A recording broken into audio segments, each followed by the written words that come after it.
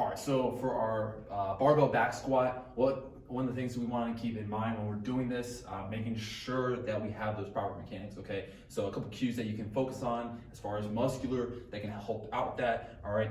Number one is getting those feet set right, get them planted, all right?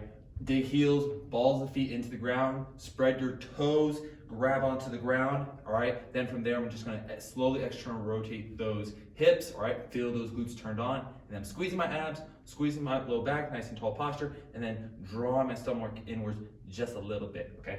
Here we go.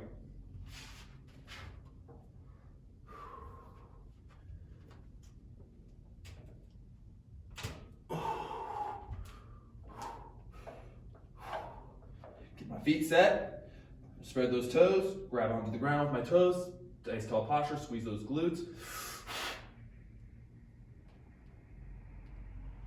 And as I'm doing this, sitting back into my hips first, feel my glutes, feel a little bit of my hamstrings, and then as I come up, I'm focusing on my hamstrings to pull me up.